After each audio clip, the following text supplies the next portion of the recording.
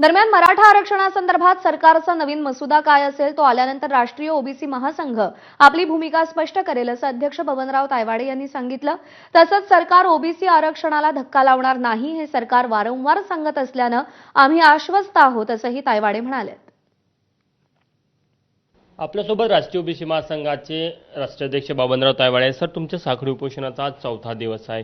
तुम्ही सरकारला वारंवार आव्हान करताय की ओबीसीच्या आरक्षणाला धक्का लागला नाही पाहिजे, अन्यथा सरकारला त्याचे वाईट परिणाम पाहायला मिळेल।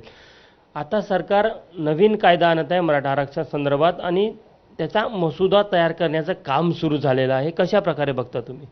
नाही, असं आहे की जोपर्यंत तो मसुदा बाहेर येत नाही तोपर्यंत आम्ही त्याच्यावरती कुठलीही कॉमेंट करू शकत नाही। परंतु आज ज्या काही वर्तमानपत्रामध्ये न्यूज आलेल्या आहे, बातम्या आलेल्या आहे, त्यानुसार स्पष्ट केलेलं आहे सरकारने की आम्ही ओबीसीमधनं आरक्षण देऊ शकत नाही आणि सरसकट कुणब्यांचे प्रमाणपत्रसुद्धा देऊ शकत नाही।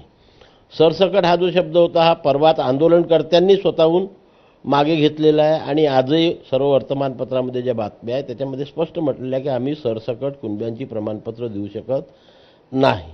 आता ह्या दोन गोष्टी निघाल्यावर सुरुवातीला त्यांची संपूर्ण महाराष्ट्राची मागणी होती, ती कमी होऊन फक्त मराठवाड्यापुरती आता मर्यादित राहिलेली आहे।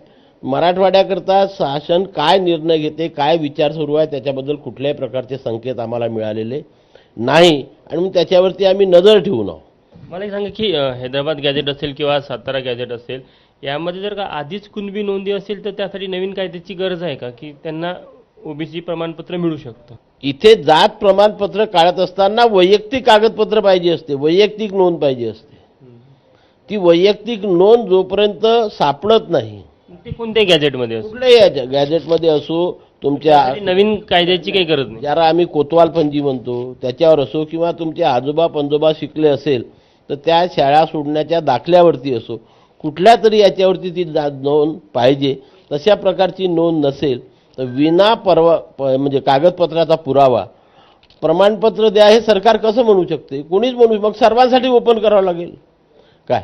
आणि म्हणून आमचं आता ते जो ड्राफ्ट बाहेर येणार आहे त्याच्याकडे आम्ही लक्ष ठेवून आहोत की काय त्याच्यामध्ये देतात, त्याच्यानंतर आम्ही त्याच्यावरती आमची भूमिका स्पष्ट करू।